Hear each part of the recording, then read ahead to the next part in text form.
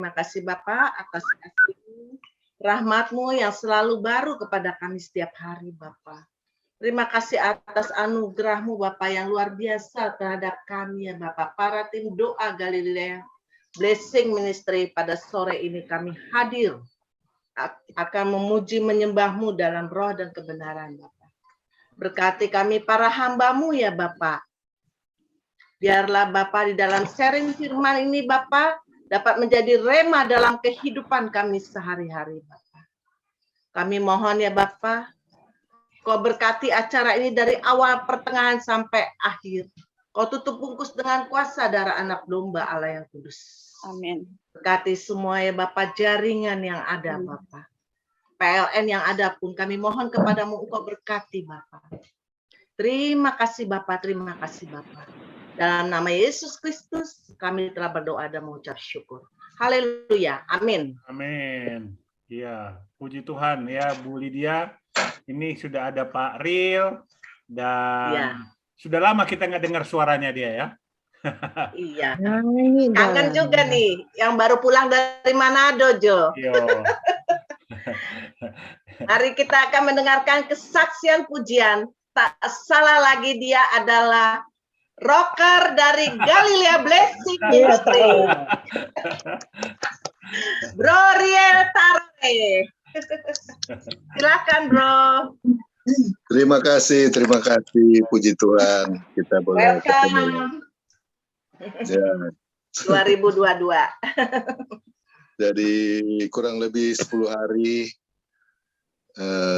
saya berada di Manado dan tanggal 7 sudah kembali di sini dan ketemu juga dengan keluarga dan saat ini ketemu dengan Bapak Ibu di Blessing GBM dan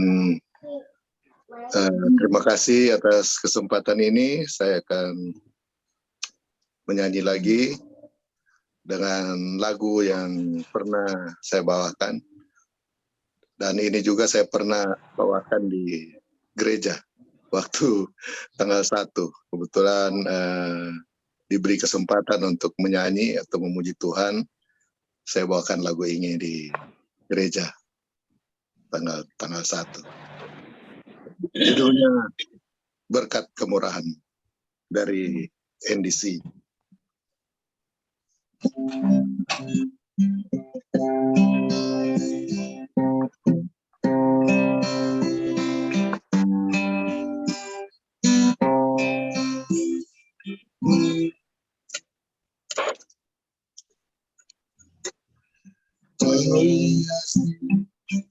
Kehidupanku dengan kemurahan-Mu, Kau rancangkan masa depanku penuh dengan harapan. Aku ada saat ini semuanya karena kasih-Mu. Aku hidup hari ini semua berkat kemurahan-Mu. Terima kasih Yesus, Engkau sangat baik, teramat baik bagiku. Kau hiasi kehidupanku dengan kemurahan. Kau rancangkan masa depanku penuh dengan harapan. Yang bagus. Aku pada saat ini semuanya karena kasih-Mu. Aku hidup hari ini semua berkat kemurahan. Terima kasih Yesus, Engkau sangat baik, teramat baik bagiku.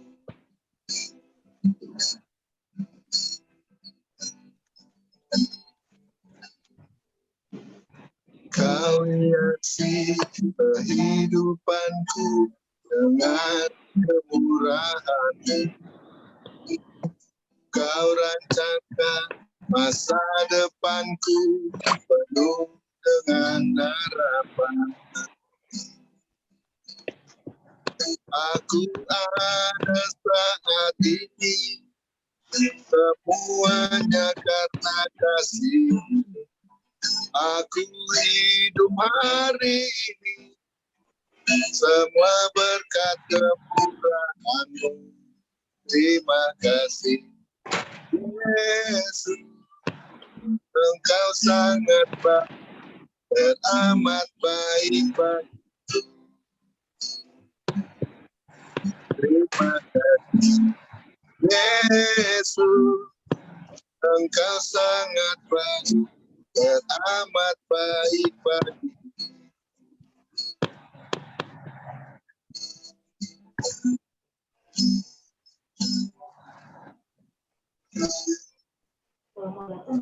Terima kasih. Puji Tuhan. Kasih tepuk tangan buat Ril. Haleluya. Ya, silakan Ibu Lydia. Ya. Terima kasih Bro Ril. Tuhan memberkati. Ya, Baik untuk Bu Lydia, ini sesuai kemarin itu Matthew katanya mau nyumbang lagu nih. Matthew nih ya. Waduh, mantep nih. Ini sudah ada banyak penyanyi di acara kita ini. Ada siapa namanya? Hansel. Ada lagi anaknya Ibu Lydia, siapa lagi tuh? Ya cucu. Jason. Oke, silakan Matthew. Silakan Matthew. Mana Matthew? Ya, Matthew sedang mempersiapkan ya. Selamat sore Pak Amos Andi. Selamat sore Pak Dani. Ya, silakan di Matthew. Ya, silakan Matthew. Sorry, Matthew kok takut mau nyanyi. Nggak usah takut. Ya. Ayo, aja. Ya, silakan. Hai, mari berhimpun. Ya. 1, 2, 3. Hai, mari berhimpun dan bersukaria. Hai, mari semua ke Betlehem. Lihat yang lahir, Raja bala sorga. Sembah dan puji Dia, sembah dan puji Dia, sembah dan puji Dia Tuhanmu. Terima kasih. Puji Tuhan. Pinter Matthew. Ya, putih betul. Iya, mirip bule ya. Mama papanya putih. Oh, Iya. Seperti orang bule. sampai putih sekali. Ya, silakan Ibu Lydia. Mic-nya dibuka dulu, Bu Lydia. Terima kasih Pak Paul. Kiranya Matthew jadi anak yang takut akan Tuhan dan pintar di sekolah. Tuhan memberkati. Ibu Lydia, sapa dulu itu Pak Sastra sama Bu Yuni. Itu jalan-jalan terus. Iya nih, di dalam mobil nih.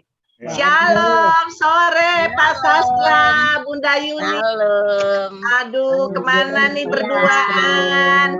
Ini Bu Yuliana. Waduh, aku pakai HP nggak kelihatan yang mana-mana ini. Yun. Halo, Bunda lagi jalan-jalan terus ya, honeymoon terus Bunda nih. Bunda Iya, kemana nih? Bu Lili apa? Adi Amos. Ya. Albert, Pak Haryadi. Puji Selamat Tuhan, sore luar semuanya. biasa. Maaf. Bu Selamat Lili. sore, Lili. Ya, Bunda Yuni, Maaf ini. Bu Deni, salam. Yuliana, Pak Ya, Dani, shalom Bunda Yuni. Diana Buliana, Juliana, Shalom Bu Shalom, Lili. Shalom juga semua Pak Amos. semua. Shalom, Pak shalom. Febe, Shalom. Siana Febe. Ya, silakan Ibu Lydia. Ya, Baik, selanjutnya kita akan mendengarkan pujian dulu ya Pak Dani. Pujian dulu ya. Nanti habis itu nanti sharing firman ini Ibu Yuliana nih ya. Baru itu nanti kita bahas tentang Matius ya. Oke, kita Saya dengarkan. dengerin aja ya Pak Denny ya. Oke. Ya, silakan Bunda. Hati-hati di jalan. Ketika Tuhan memulihkan keadaan Sion, keadaan kita seperti orang yang bermimpi. Waktu itu mulut kita penuh dengan dan kita mendengar sorak-sorak. Ketika Tuhan, katakan, ketika Tuhan memulihkan keadaan Sion, keadaan kita seperti orang yang bermimpi. Waktu itu mulut kita penuh dengan tawa, lidah kita dengan sorak-sorai.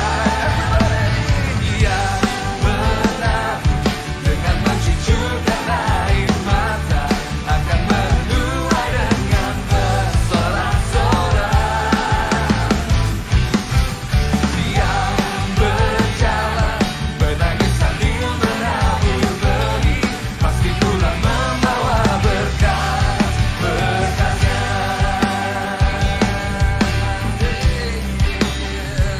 Haleluya.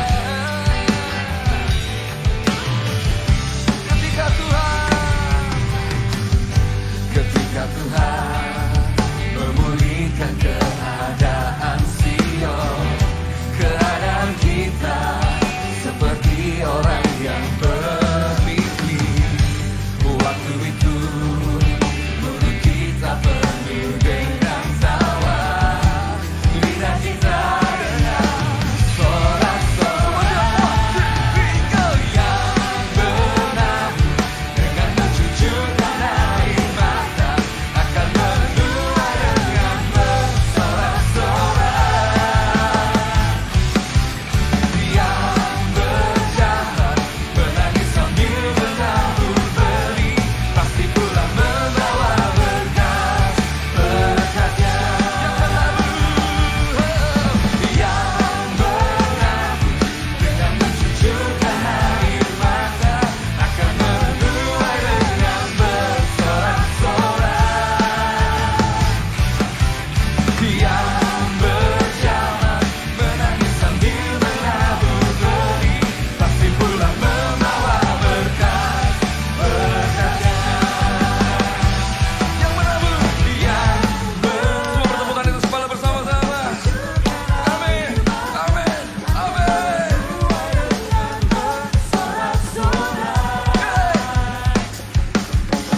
Yang berjalan menangis sambil menabur benih, pulang membawa berkat. Yang menabur dengan mencucurkan air mata akan menuai dengan bersorak-sorai.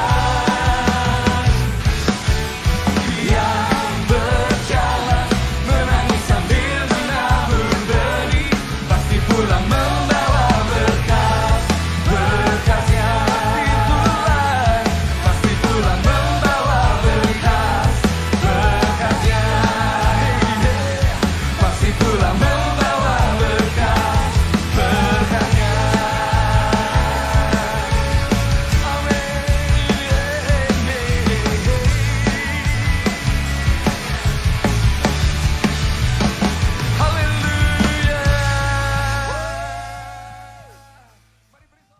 Haleluya, haleluya.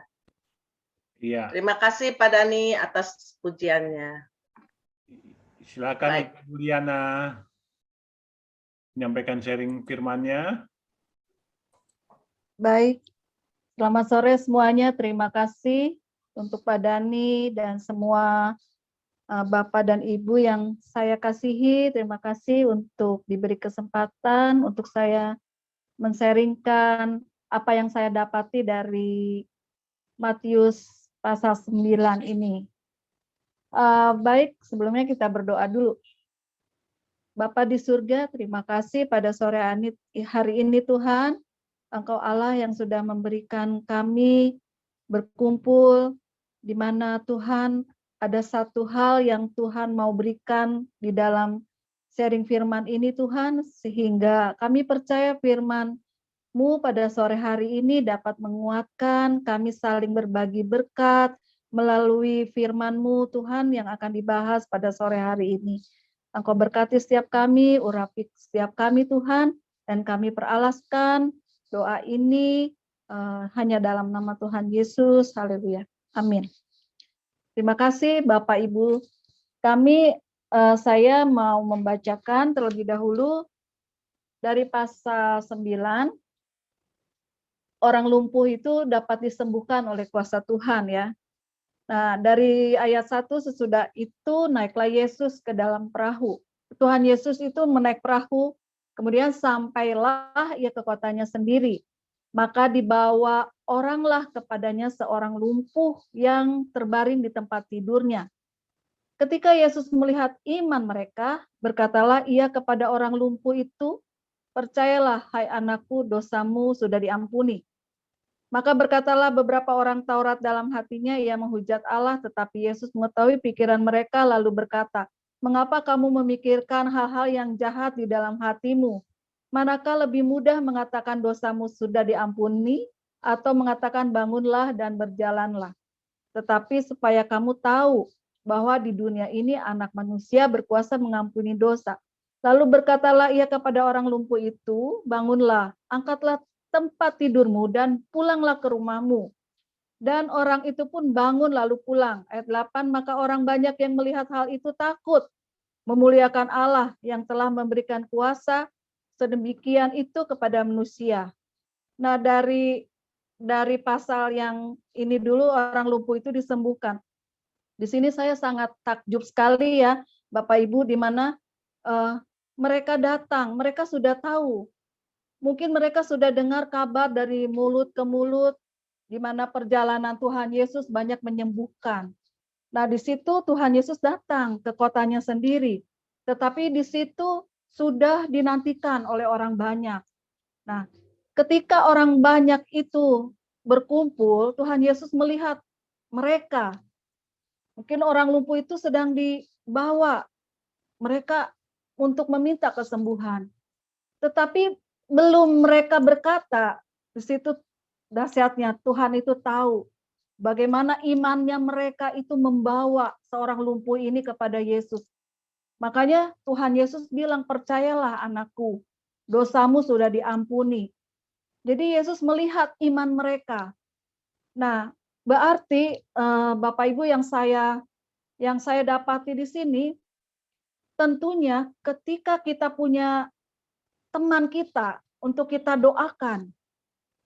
Mungkin orang sakit ini belum beriman, tetapi di sekeliling orangnya kita ini percaya, mereka punya iman yang besar. Maka orang yang sakit ini pun akan transfer iman mereka itu kepadanya.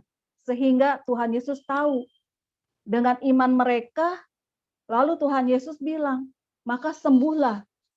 Jadi kamu harus percaya kalau anakku dosamu sudah diampuni, kata Tuhan. Jadi Tuhan itu sangat berkuasa. Bibir kita, mulut kita percaya. Sekalipun kita dalam keadaan kesulitan. Atau sekeliling kita, teman-teman kita dalam keadaan kesulitan. Sakit berbagai apapun, kita percaya bahwa kita akan disembuhkan, bahkan bukan akan, sudah disembuhkan oleh Tuhan. Nah, di sini dikatakan ayat 6, tetapi supaya kamu tahu bahwa di dunia ini anak manusia itu berkuasa mengampuni dosa. Lalu berkatalah ia kepada orang lumpuh itu, "Bangunlah, angkatlah tempat tidurmu dan pulanglah ke rumahmu." Dan orang itu pun bangun lalu pulang. Maka banyak orang yang melihat hal itu takut, lalu memuliakan Allah yang telah memberikan kuasa sedemikian itu kepada manusia. Tapi anehnya kalau saya lihat di sini Tuhan Yesus sudah banyak melakukan segala kesembuhan, mujizat, tapi masih ada orang-orang yang iri gitu. Di sekitar kita mungkin banyak kita pelayanan, banyak yang iri sama kita. Kita melakukan pelayanan yang baik, tujuannya baik, tapi masih ada orang yang iri, yang nggak suka sama kita, itu banyak di sekeliling kita. Tapi yang maunya Tuhan itu, Tuhan bilang dari sini, kita lanjut di Matius pemungut cukai, nah di mana Tuhan Yesus itu banyak didatangi oleh pemungut cukai, bukan satu orang aja pemungut cukai di sini yang bernama Matius ya. Kita baca di ayat 9. Setelah Yesus pergi dari situ, ia melihat seorang yang bernama Matius duduk di rumah cukai. Lalu ia berkata kepadanya, ikutlah aku. Tuhan bilang gitu, maka berdirilah Matius lalu mengikut dia. Kemudian ketika Yesus makan di rumah Matius, datanglah banyak pemungut cukai. Nah malah bukan satu orang aja yang ikut Tuhan. Pemungut cukai itu, malah semua orang pemungut cukai itu bisa tertarik kepada Tuhan Yesus. Tetapi di sini kalau kembali lagi di ayat 11, banyak orang yang iri juga, orang Farisi tentunya. Melihat hal itu berkatalah mereka kepada murid Yesus, mengapa gurumu makan bersama-sama dengan pemungut cukai dan orang berdosa? Kalau kata saya bilang, emang nggak boleh gitu ya. Emang nggak boleh, kenapa nggak boleh gitu? Bebas kita mau panggil orang yang ikut, mau orang itu berdosa, mau dosanya sebesar apapun. Di situ Tuhan mau menunjukkan kasih kepada orang-orang yang berdosa itu. Tetapi orang-orang Farisi tidak suka. Lalu di ayat 12 Yesus mendengar dan berkata, bukan orang sehat, kata Tuhan, yang memerlukan tabib, tetapi orang sakit. Jadi pergilah dan pelajarilah arti firman ini. Yang kuhendaki ialah belas kasihan dan bukan persembahan. Karena aku datang bukan untuk memanggil orang benar, melainkan orang berdosa. Nah, saudara, Bapak Ibu yang saya kasihi, saya mendapati dari firman di pasal di Matius 9 ini memang begitu sangat terpukau ya. Tuhan itu tidak memandang siapapun orang berdosa, bagai besar apapun orang berdosa itu. Tapi yang Tuhan mau itu kita harus mempunyai belas kasihan, bukan suatu persembahan. Karena sebagaimanapun persembahan yang besar kita berikan kepada Tuhan, kalau hati kita nggak beres di hadapan Tuhan, seperti orang Farisi yang kepengen dipandang, doanya pengen didengar orang, bahkan berpuasa pun, mereka pun berkata aku puasa, ngomong-ngomong aku puasa gitu. Tetapi Tuhan tidak menghendaki semua itu. Yang Tuhan mau, kita harus mempunyai belas kasihan. Dan bukan persembahan. Karena aku datang untuk memanggil orang benar. Melainkan orang berdosa. Jadi Tuhan sangat peduli sekali sama orang-orang yang berdosa. Mungkin ya di sekeliling saya atau saudara mendapati orang-orang yang berdosa, kepingin minta didoakan, mungkin saudara sepupu kita yang bukan anak Tuhan, ketika kita memancarkan juga di situ kasih Yesus, kita ada belas kasihan Tuhan, kita doakan, jadikanlah kita menjadi tiang garam dan berkat. Di sekeliling saya banyak orang Muslim di apartemen saya. Saya punya teman namanya Bu Nining, hanya satu-satunya dia berjilbab. Tapi saya bagaimana bisa menempatkan diri saya terhadap dia. Ketika dia pun bercerita tentang hidup dia, tentang kesalehan dia. Dan saya aminkan. Nah, saya juga bercerita tentang gimana kasih Tuhan terhadap saya, keluarga saya. Jadi saya juga mencerminkan di mana Kristus itu ada di dalam diri saya. Jadi ketika dia sakit, saya percaya, saya doakan, kamu akan sembuh. Jadi ya itulah kita sebagai anak Tuhan, kita memancarkan belas kasihan kepada orang-orang di sekitar kita.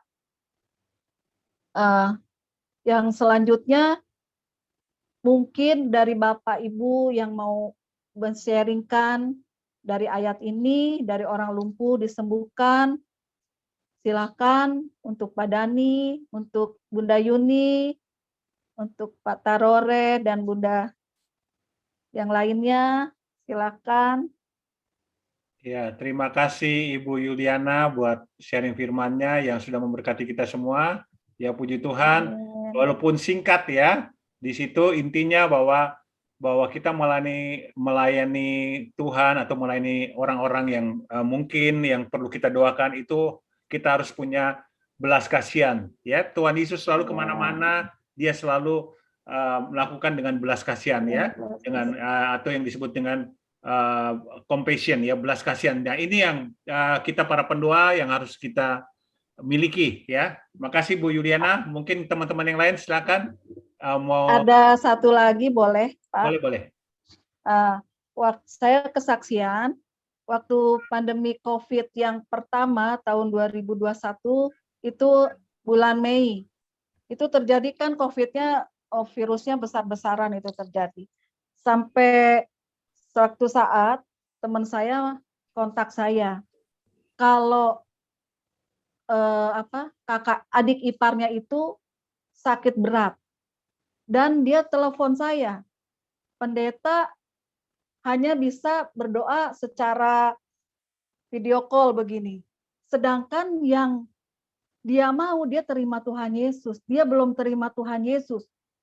Hidup saya dalam pengalaman saya itu suatu mujizat ketika teman saya telepon, Yuliana, kamu mau nggak datang untuk doakan adik ipar saya? Dia kena cancer, udah tulang belakangnya udah masuk ke otak, jadi cancer dari paru-paru itu sampai dengan levernya, perutnya besar, kakinya juga bengkak. Tetapi saya bilang, kamu sudah telepon sama hamba Tuhan nggak yang gereja kamu?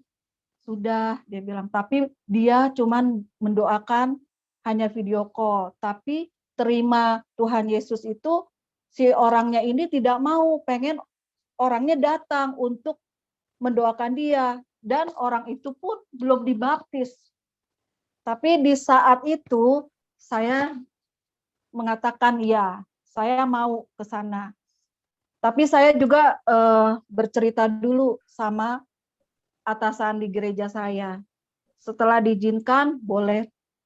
Lalu di situ saya hanya bertindak iman. Saya mendoakan, lalu sudah mendoakan, dia kepingin terima Tuhan Yesus, saya bilang, kamu terima Tuhan Yesus, bersedia. Lalu saya cerita perjalanan bagaimana Tuhan Yesus mati untuk kamu. Singkat ceritanya, dia mau dibaptis. Nah, kalau di gereja saya, boleh setiap gembala kul, jadi menurut amanat agung, baptislah mereka dalam namaku. Nah, setelah itu saya, karena dia nggak bisa, karena dia perutnya besar, akhirnya saya cuman, Tuhan bilang ambil air, Roh Kudus bilang ambil air, lalu saya basuh, dari situ saya basuh sampai kaki-kakinya pakai handuk. Saya berdoa, lalu saya kasih perjamuan kudus. Puji Tuhan, Tuhan itu baik. Dia sudah terima Tuhan Yesus, tetapi pada hari ketiga, dia meninggal. Saya percaya Tuhan panggil dia di saat penderitaan, dia sudah menerima Tuhan Yesus, dan sakitnya sudah disembuhkan. Jadi seperti itu, kalau saya nggak mau datang, maka darahnya itu akan tertanggung kepada saya. Saya menolak, saya nggak mau. Tapi saya juga berdoa, kata Roh Kudus, kamu jalan sekalipun COVID, kamu datang ke rumah itu. Saya datang dengan keberanian bersama, saya bawa dalam Roh Kudus, Tuhan bekerja semuanya.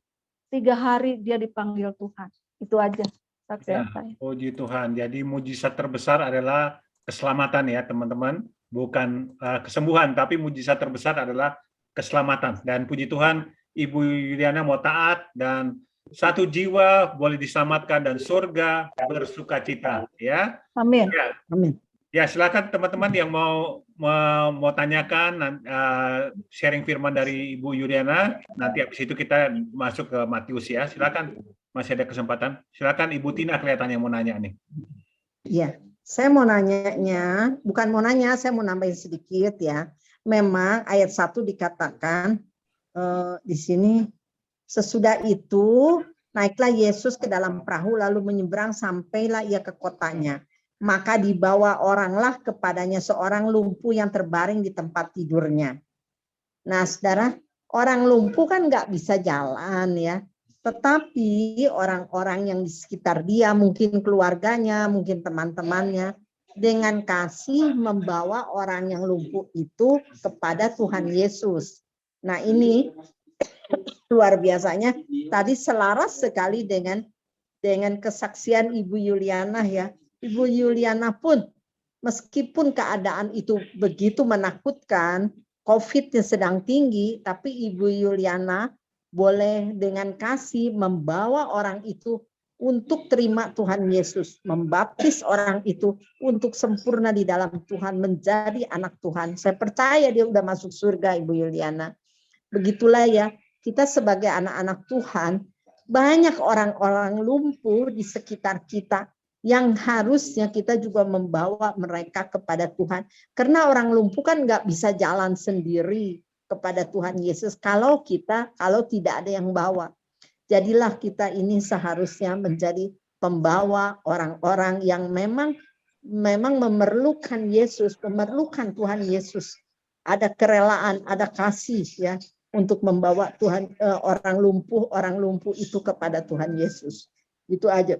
Ya, Saya tambahkan ya. Jadi orang lumpuh ini bukan hanya lumpuh fisik ya, tapi juga lumpuh rohani. Kita perlu bantu mereka, mungkin mereka yang selama ini ya terbelenggu ya, dan oleh karena itu perlulah kita sebagai anak-anak Tuhan ya, sebagai orang-orang yang sudah menerima anugerah keselamatan itu boleh punya rasa peduli, rasa belas kasihan ya, mengajak orang-orang yang perlu didorong, yang perlu dibantu ya, menemani ya, ajak mereka. Dan seperti kita doa sore pada hari ini ya, kita ajak teman-teman kita yang mungkin yang belum ya, mereka perlu suatu dukungan doa atau perlu suatu penguatan ya, kita ajak ke acara kita ini ya. Jadi memang apa yang disampaikan Ibu Yuliana itu memang suatu hal yang pada sore hari ini, pada hari ini kita diingatkan kembali ya, bahwa kita masih banyak di sekeliling kita itu orang-orang yang boleh dikatakan lumpuh secara rohani ya, bukan secara fisik aja tapi lumpuh rohani, dan mereka perlu uluran tangan kita, perlu kita bertindak langsung ya, mengajak mereka, mendorong mereka supaya mereka bisa menerima Tuhan Yesus. Betul. Jadi seperti yang saya pernah saksikan ya, di mana-mana saya juga kalau Tuhan berikan kesempatan, saya akan ngomong ya tentang Tuhan Yesus ya, di mana mau di online atau di mana ya. Dan puji Tuhan, dengan waktu yang sangat sempit ya, saya bisa melihat bahwa banyak orang itu kita ngomong tentang, kita hanya kita tidak ngomong banyak ya, tetapi dengan waktu yang singkat Tuhan berikan ya, saya saksikan bagaimana mereka bisa terima Tuhan Yesus ya. Yang saya pernah cerita dulu ya, baik itu di pesawat, itu di rumah sakit, di taksi ya. Yang penting kita mau buka mulut kita. Kita mau buka mulut kita, dan sering kadang-kadang kita terlalu egois ya, kemudian ya yang penting aku terima keselamatan, dan kita tidak mau menyaksikan tentang kebaikan Tuhan ya. Ya, oke, terima kasih Ibu Yuliana. Mungkin yang lain, Ibu Jenny atau Pak Amos, Andi, silakan kasih komentarnya, sharing Ibu Yuliana. Sebentar ya Pak. Siapa? Silakan Bu Yeni dulu.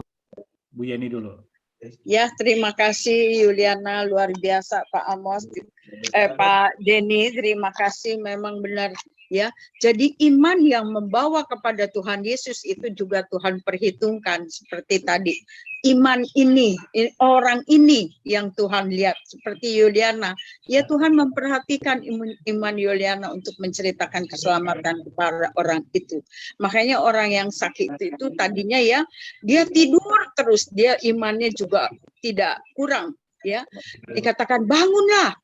Jadi kita harus mau respon, mau bergerak, mau udah ada usaha untuk bangun. Jadi jangan mengandalkan tempat tidurnya aja, alas tempat tidur, tapi kita harus mengandalkan Tuhan semuanya untuk mengarai kesembuhan, mujizat kesembuhan dari Tuhan Yesus.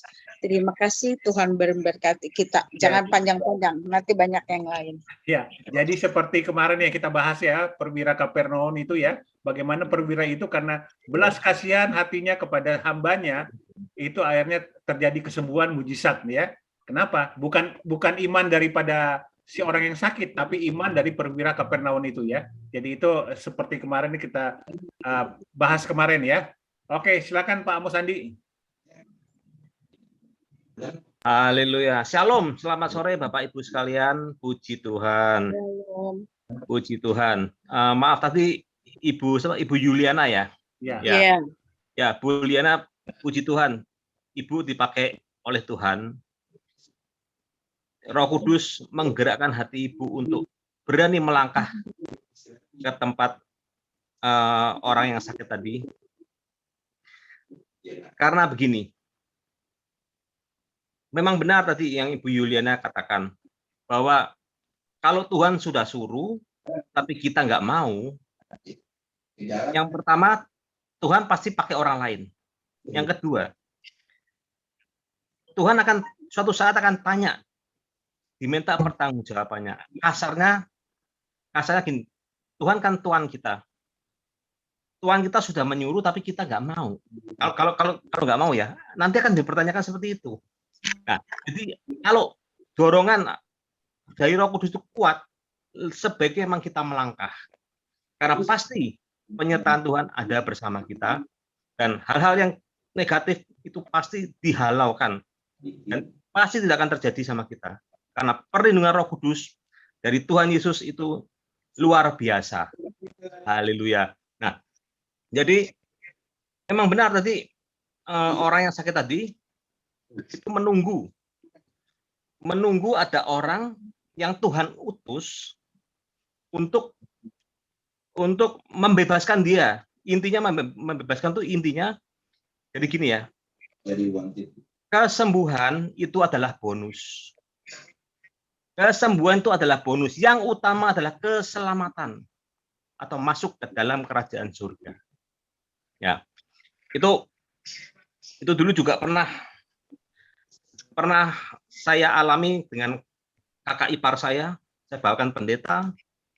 Intinya pendetanya terang-terangan mengatakan kepada mamah mertua saya, berarti mamahnya dari yang sakit kan kakak ipar saya. Jelas mengatakan seperti tadi. Tante, tolong jangan terlalu berharap sembuh, karena ini kankernya leukemia kronis ya. Sakitnya itu leukemia kronis. Tante, jangan terlalu berharap Tuhan menyembuhkan. Tuhan mampu, tapi itu bonus. Yang penting adalah keselamatan. Nah, jadi pada saat didoakan, itu puji Tuhan kalau orang bisa manifestasi. Maksudnya manifestasi itu melepaskan segala ikatannya, kalau ada bisa melepaskan ikatannya dan membuat janji untuk mau melayani Tuhan. Dan melayani Tuhan itu tidak harus di bumi. Melayani Tuhan yang pasti itu di surga. Di bumi itu hanya sementara, tapi yang kekal adalah melayani Tuhan Yesus di surga, alias masuk ke dalam kerajaan surga. Ya, artinya begitu. Haleluya. Jadi puji Tuhan, memang selayaknya kita mempunyai jiwa melayani, doulos, hamba Tuhan. Hamba Tuhan. Nah, jadi kalau kita melayani Tuhan,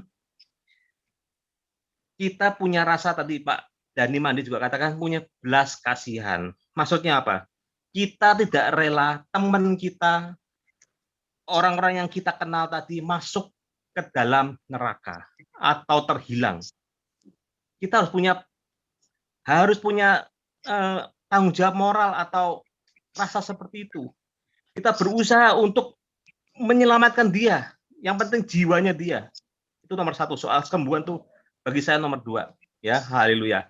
Demikian aja Pak Bu. Tuhan berkati. Terima kasih Pak Amos Andi. Mungkin yang lain masih ada yang mau ini? Pak Mek, ada? Silakan Pak Albert. Bu Lydia mungkin banyak kesaksiannya.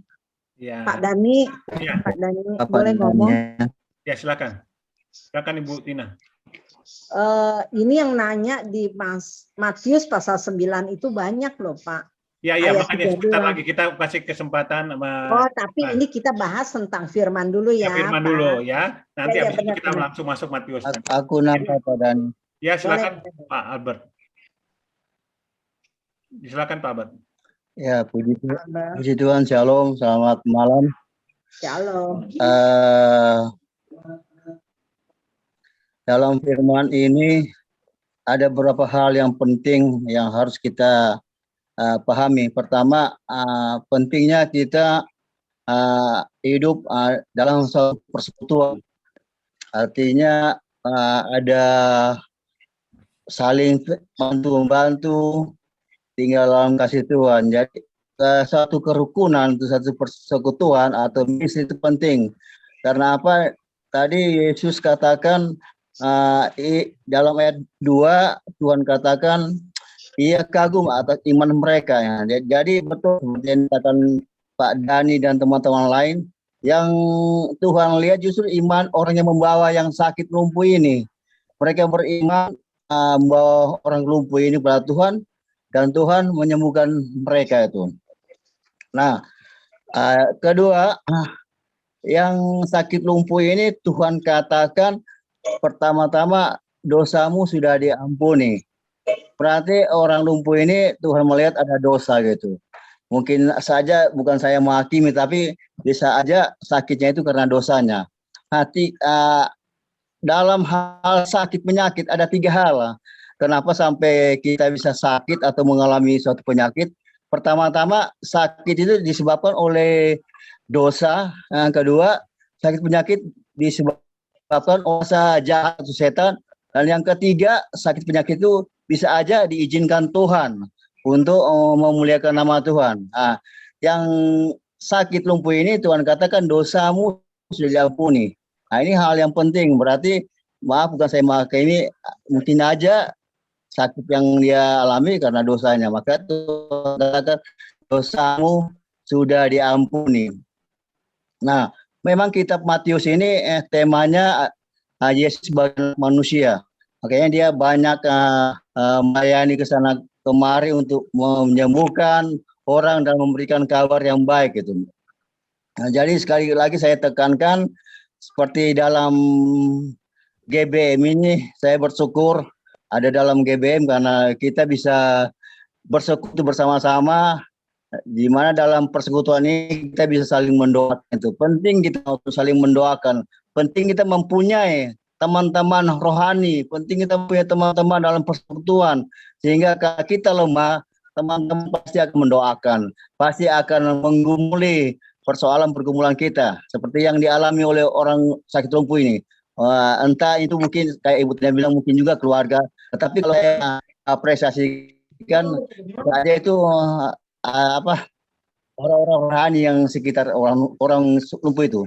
Jadi saya mau bersyukur pada Tuhan saya ada di GBM, bisa bersosialisasi, bisa berkumpul, supaya bisa aja kan saya sakit atau saya lemah, saya ada pergumulan, teman-teman akan mendoakan. Dan syukur banyak hal yang saya alami, kebaikan Tuhan, mujizat Tuhan.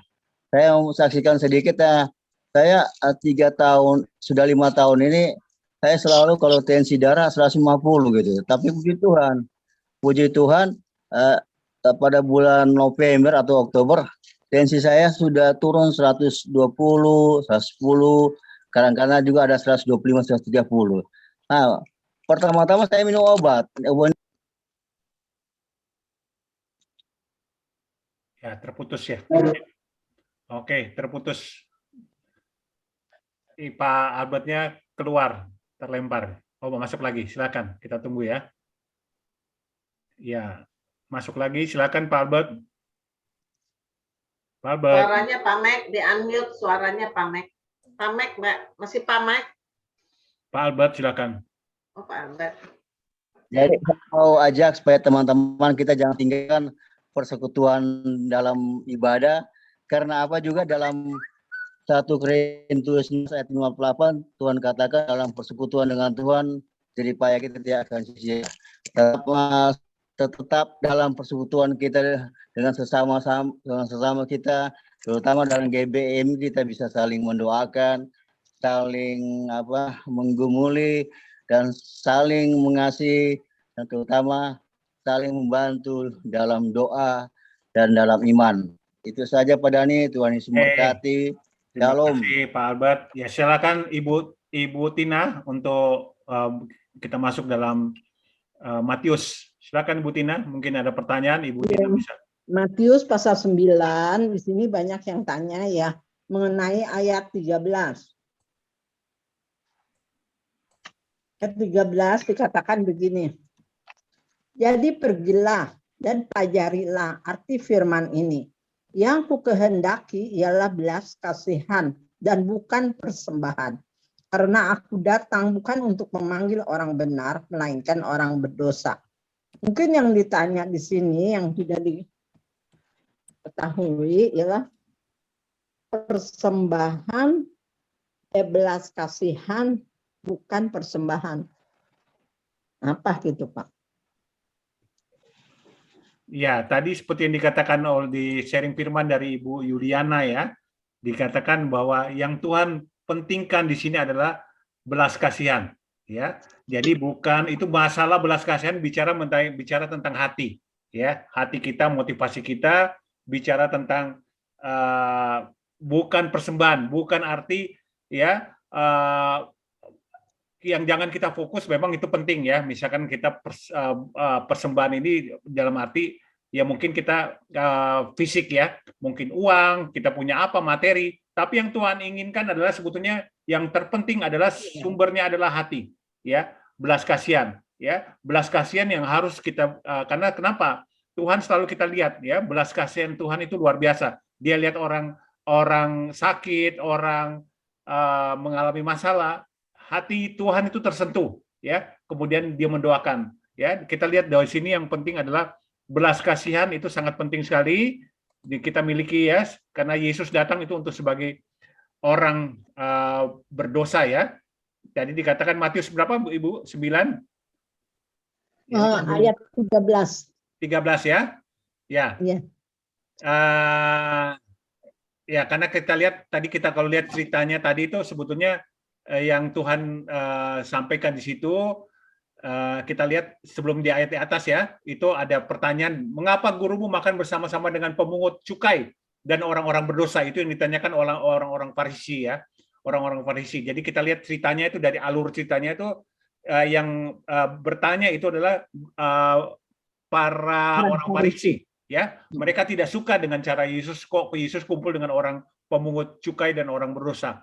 Tapi kan Yesus datang ke dunia ini adalah sebetulnya yang utama adalah dia untuk orang-orang yang berdosa ya, orang-orang yang berdosa, dan mereka itu harus menjadi target kita ya, bukan kita ini, tapi kita membenci dosa, tapi kita mengasihi mereka orang-orang yang berdosa. Oleh karena itu perlu kita menjangkau mereka, ya. Jadi itu yang menurut saya tadi dikatakan itu ada ceritanya dari dari cerita orang Farisi ya. Karena orang Farisi itu menentang Yesus, kok bergaul dengan orang. Betul sekali. Ya? Betul ya. Oke, mungkin yang lain mau silakan Pak Amos, Andi. Ya, baik. Berkaitan dengan Matius tadi, mari kita lihat di Hosea 6 ayat 6. Hosea 6 ayat 6. Demikian firman-Nya. Sebab aku, maksudnya Allah, menyukai kasih setia dan bukan korban sembelihan, dan menyukai pengenalan akan Allah lebih daripada korban-korban bakaran. Kalau dimatchkan dengan Matius tadi 9:13, itu intinya bicara mengenai jiwa. Tuhan tidak menghendaki ada jiwa yang terhilang. Maka dari itu, yang pertama Tuhan menghendaki setiap orang itu mengenal akan Allah, supaya punya hubungan yang dekat sehingga pasti bisa masuk ke dalam kerajaan surga. Satu. Yang kedua, jangan orang cuma mengandalkan pemberiannya atau persembahan tadi. Tapi yang Tuhan mau adalah hati dan hidupnya untuk diberikan sepenuhnya kepada Tuhan. Itu yang Tuhan kehendaki. Ya, jadi sudah sangat jelas di sana. Yang Tuhan kehendaki itu adalah hati kita, jiwa-jiwa yang jangan sampai ada jiwa yang terhilang, dan mengenal akan Allah secara benar. Demikian Tuhan berkati. Ya, makasih Pak Dani, Pak Amos. Ya. Sekarang ayat ke-15 yang ditanyakan. Dikatakan, jawab Yesus kepada mereka, dapatkah sahabat-sahabat mempelai laki-laki berduka cita selama mempelai itu bersama-sama mereka? Tetapi waktunya akan datang, mempelai itu diambil dari mereka, pada saat itulah mereka akan berpuasa. Jadi ini orang Farisi nanyain, kok murid-murid nggak puasa? Nah, Tuhan Yesus kan jawabnya begini, mungkin Pak Dani bisa terangin gitu. Kok sahabat mempelai laki-laki tuh, dapatkah sahabat mempelai laki-laki berduka cita? Memang berpuasa berduka cita. Pak Dani, mungkin bisa. Ya, coba dibaca ulang, Bu. Tadi apa? Jawab Yesus kepada mereka, dapatkah sahabat-sahabat mempelai laki-laki berduka cita selama mempelai itu bersama-sama mereka? Tetapi waktunya akan datang, mempelai itu diambil dari mereka, dan pada saat itulah mereka akan berpuasa. Seharusnya sih ayat 14-nya dibaca ya. Dibacanya begini. Kemudian datanglah murid-murid Yohanes kepada Yesus dan berkata, mengapa kami dan orang Farisi berpuasa, tetapi murid-muridmu tidak? Ditanyain sama murid Yohanes sama orang-orang Farisi. Ya, jadi kalau nggak salah ini ceritanya, ini kan Yesus itu kan belum naik ke surga ya. Jadi mempelai di sini dikatakan bahwa nanti saatnya pada waktu Yesus sudah naik ke surga, ya kita kan ini dikatakan sebagai mempelai wanita ya. Kita orang-orang percaya, orang-orang yang dalam Tuhan itu sebagai mempelai perempuan wanita ya. Dan dikatakan nanti pada saatnya mempelai pada waktu Yesus bersama-sama dengan kita ya, murid-muridnya dikatakan mereka mulai berpuasa karena waktu itu murid-muridnya nggak berpuasa. Kenapa? Karena waktu itu kan Yesus belum naik ke surga ya, dan disitulah ya setelah Yesus naik ke surga mulailah puasa itu dilakukan oleh murid-muridnya ya. Mereka pada waktu kita lihat di Yerusalem ya, di mana-mana ya, inilah. Jadi itu menurut saya ya, itu ada ceritanya, ada hubungannya dengan sebelum Yesus naik ke surga ya. Jadi itu yang waktu itu murid-muridnya ditanya oleh orang Farisi, kok murid-muridnya itu nggak berpuasa ya dibandingkan kalau lihat orang-orang Farisi itu menjalankan ibadah puasanya, tapi Yesus mengatakan ya bukan ibadah puasanya yang penting, adalah bagaimana hati mereka yang terpenting ya. Oke, mungkin Pak Albert mungkin bisa tambahkan. Ini Pak Albert yang jagonya nih. Ya, silakan Pak Albert. Kenapa murid-muridnya kok nggak puasa waktu itu? Ya, jika Yesus tadi mengatakan di firman ini belas kasihan. Ada firman yang mengatakan penghakiman yang tak berbelas kasihan akan terjadi pada orang yang tak berbelas kasihan. Makanya Yesus dalam pelayanan selalu mementingkan belas kasih gitu, belas kasihan, sehingga kerajaan Allah akan terpancar dalam setiap pelayanannya gitu. Dan hal yang tadi diskusikan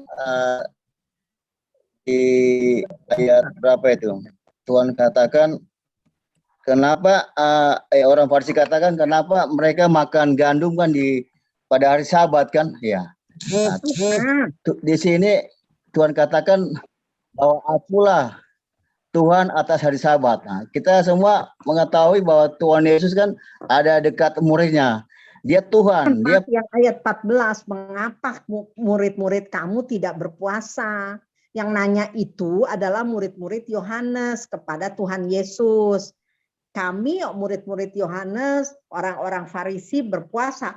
kok murid-murid Tuhan Yesus tidak berpuasa? Nah, dia tanya langsung ke Tuhan Yesus. Di ayatnya ayat 14, 15, ayat 15. Itu, Pak. Ya. Bukan soal gandum itu, bukan, tapi soal ini. Bapak baca dulu dah. Ya, Pak Dani. Ya, jadi sebetulnya Yesus yang Yesus maksud dari ayat ini ya, bahwa sebetulnya kalau orang Farisi, orang Yahudi itu kan sangat mementingkan mengenai ini apa? Tentang praktek keagamaan ya, sangat penting bersedekah, berdoa, berpuasa ya. Tetapi kita lihat di dalam banyak di dalam Matius ini dikatakan bahwa Yesus memposisikan dirinya sebagai mempelai laki-laki ya, mempelai laki-laki dan kita adalah mempelai perempuan. Nanti pada saatnya mempelai laki-laki itu akan tidak bersama-sama dengan kita, dia naik ke surga dan ada waktunya mempelai itu diambil ya, dan disitulah mereka akan mulai berpuasa. Dan Yesus menggambarkan dirinya di sini sebagai mempelai laki-laki dan umatnya adalah sebagai mempelai wanita. Jadi di sini kita tahu bahwa Tuhan Yesus menegaskan kepada mereka bahwa yang terpenting di sini adalah bukan kita terikat dengan tata cara ibadah kita ya, yang dikatakan tadi praktek keagamaan, bersedekah, berdoa, berpuasa, tapi yang penting adalah belas kasihan ya, belas kasihan yang harus kita lakukan. Nah, dalam hal ini pada saatnya nanti kita pada waktu Yesus naik ke surga, murid-muridnya itu nanti akan berpuasa. Itu maksudnya ya. Mungkin Ibu Jenny bisa tambahkan atau Pak Amos Andi. Jadi karena kita lihat konteksnya ya bahwa itu karena ini mau ya silakan Pak Amos. Ya oke. Saya mau lanjutkan. Puji Tuhan, Pak Dani tadi sudah cukup jelas. Intinya ayat 15 berkata demikian. Jawab Yesus kepada mereka, dapatkah sahabat-sahabat mempelai laki-laki berduka cita selama mempelai itu bersama mereka? Sampai di sini dulu. Intinya selama mempelai itu ada mempelai prianya, berarti tidak mungkin berduka cita, atau artinya pasti sukacita. Sebagai contoh aja, orang baru menikah, ada mempelai wanita didampingi dengan mempelai prianya, pasti mempelai wanita itu merasa penuh sukacita, merasa bahagia. Jadi itu yang Yesus maksudkan. Selama Yesus masih hidup saat itu bersama di tengah-tengah para muridnya, maka muridnya itu tidak mungkin berduka cita. Ya, saya lanjutkan. Tetapi waktunya akan datang. Waktunya apa? Mempelai itu diambil dari mereka. Maksudnya, Yesus sudah memberikan petunjuk, sudah memberikan gambaran bahwa suatu saat Yesus itu akan dibunuh. Dan pada waktu itulah mereka akan berpuasa. Kenapa? Karena dirundung duka cita. Makanya banyak muridnya yang waktu belum menyadari, baru saja Yesus disalib, dia kecewa karena dia ingin mengharapkan Yesus itu adalah raja. Tapi kok sampai disalib dan tidak berdaya gitu. Itu sebelum Yesus bangkit ya, pada saat Yesus disalib, itu mereka semua dirundung duka cita yang mendalam. Nah, jadi jelas di sini kaitannya dengan perikopnya hal berpuasa itu adalah seperti itu. Demikian, Pak. Ya, Pak Dani. Makasih Pak Amos. Ya, silakan. Jadi apakah puasa itu hanya ketika kita dalam pergumulan? Ya, silakan Pak Mek dulu. Kemudian dalam pergumulan saja baru kita puasa. Dalam keadaan kita bersuka cita tanpa pergumulan, apakah itu tidak bisa kita berpuasa?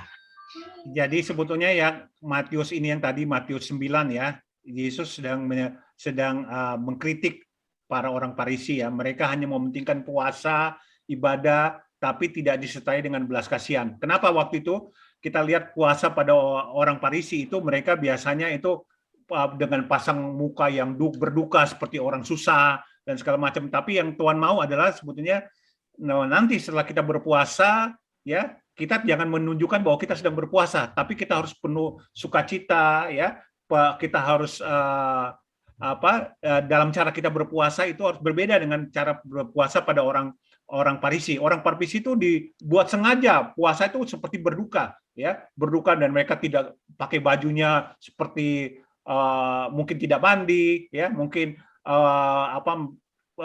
penampilannya tidak baik, ya. Tapi yang Tuhan, makanya sebutnya kita lihat dari konteks dari pasal ini adalah Tuhan Yesus sedang mengkritik orang Farisi, ya. Kenapa? Mereka berpuasa dengan cara-cara yang ya menurut mereka adalah ya benar, ya. Berpuasa mereka berduka segala macam, tapi kita lihat pada ini kita tidak perlu dengan cara berpuasa seperti itu, ya. Tidak perlu menunjukkan, ya, justru dalam berpuasa ini kita harus tetap sukacita, perlu semangat, perlu dengan hati yang gembira, ya. Kita tidak perlu tunjukkan bahwa kita bersedih, ya. Dalam puasa ini yang saya tangkap dari apa yang dibahas dalam ini, ya. Jadi pada saatnya nanti mereka akan berpuasa, tetapi puasa bukan dengan cara seperti orang Farisi, ya, berpuasa dengan penuh sukacita, dengan penuh semangat, ya. Ya, itu yang saya tangkap, ya. Begitu Pak Amos, Andi. Ya. Sama dengan orang Farisi yang saudara-saudara kita yang yang Muslim kan, jadi sudah ada memang jadwal puasa, ya, rutinitas mereka, gitu ya. Betul. Bedanya Jadi, di situ ya, Pak. Jadi puasa yang Tuhan mau ini Tuhan sedang mengkritik, ya. Jadi mereka, jadi Tuhan mau nanti pada saatnya nanti akan berpuasa puasa, tapi bukan dengan cara seperti itu, berduka, ya. Ya. Silakan Ibu Jenny, mungkin Bu Lydia atau Ibu Yuni yang lagi monitor. Silakan. Ayo, Ibu Tiur juga boleh. Jadi kita lihat konteksnya, ya. Jadi puasa di sini Tuhan sedang menyinggung puasa yang nanti akan dilakukan adalah bukan seperti puasa orang Farisi. Ya, itu maksudnya di situ. Oke. Ibu Tina udah menjawab atau dari Iya, Ibu Yuliana? luar biasa Pak, bagus itu. Udah ngerti loh. Nah, Sekarang ada lagi, itu kan ayat 15. Ada lagi yang bertanya mengenai ayat 17. Jadi Matius pasal 9 ayat 17, begini loh bunyinya, saya bacain ya Pak. Begitu pula anggur yang baru tidak diisikan ke dalam kantong kulit yang tua. Karena jika demikian, kantong itu akan koyak sehingga anggur itu terbuang dan kantong itu pun hancur. Tetapi anggur yang baru disimpan orang dalam kantong yang baru pula. Dan dengan demikian terpeliharalah kedua-duanya. Mungkin ini nggak ngerti gitu Pak, kenapa yang nanya kan Bu Lili, mungkin kurang gitu ngerti kenapa ada anggur baru, anggur lama, terus kantong juga ada yang kantong baru, kantong lama. Gitu. Pak Dani bisa terangin sedikit. ya, mungkin yang lain jawab dulu. Saya ini ya, saya lihat dulu ya. Ada, silakan. Ada yang lain? Silakan. Baik, saya yang menjawab. Dari sini itu Tuhan menyinggung, kalau yang tadi itu fokus puasa bukanlah tidak makan, tapi melepaskan mata kita dari hal-hal duniawi. Jadi kita fokus pada Tuhan.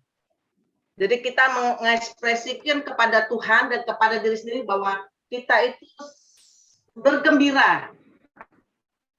Jadi bukan bersedih. Nah, di sini Tuhan menyinggung tentang anggur yang baru dan kantong anggur yang lama. Kantong anggur itu adalah kita, sedangkan anggur baru adalah berkat, rahmat, dan cinta kasih dari Tuhan sendiri.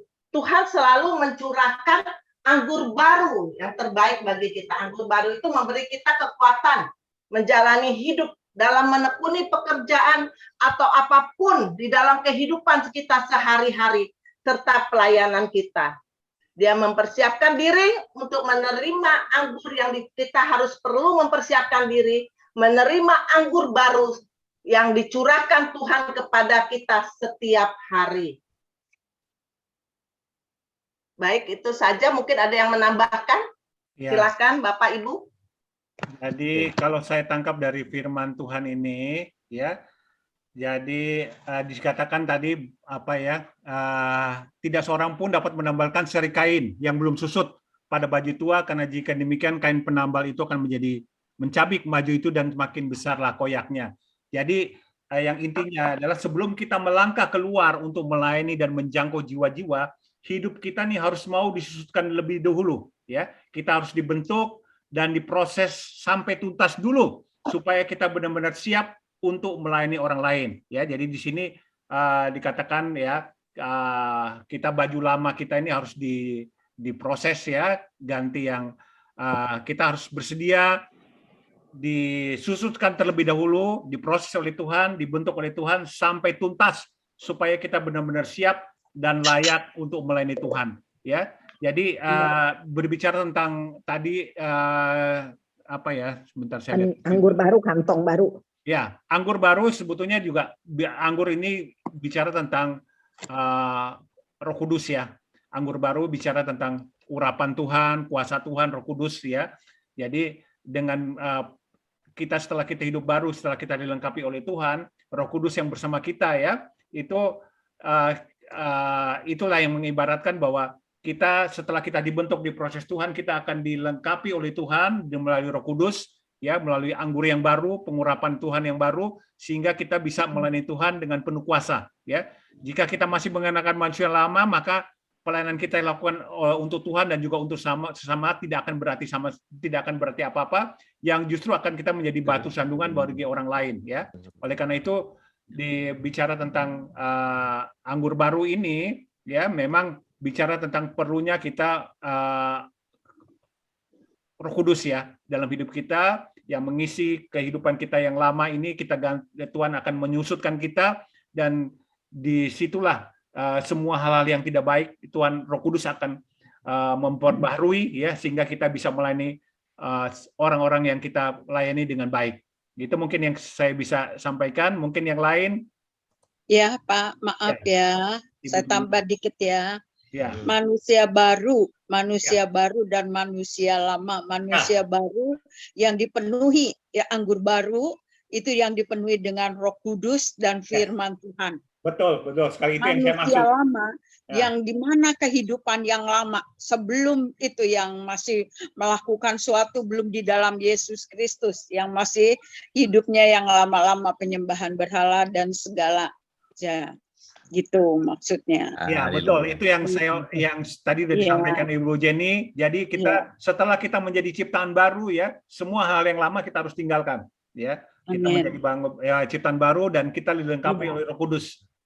Ya, hidup di dalam Tuhan, jadi kita harus menjadi manusia baru. Sekarang ini kita manusia baru yang dipenuhi Roh Kudus dan firman Allah setiap hari. Amin. Berjalan bersama Tuhan Yesus setiap hari. Amin. Ya, silakan Pak Haryadi juga mungkin mau menambahkan, Ibu Tiur. Ibu Yuliana silakan juga. Jadi bukan kita saling melengkapi lah. Silakan Ibu Yuliana. Ya. Baik. Ya, kalau menurut saya dari anggur yang baru itu sekarang kita udah masuk 2022. Jadi di sini Tuhan itu memberikan, apalagi kita sebagai anak-anak Tuhan yang tahu firman, apa itu dosa, apa itu kekudusan. Jadi kita harus memberikan gitu, supaya kain yang lama itu jangan sampai terkoyak kembali gitu. Udah tahu itu dosa, tahun-tahun yang lama kita mungkin melakukan dosa, tapi di situ Tuhan mau kain itu menjadi baru, tidak terkoyak. Tuhan isi lagi anggur yang baru.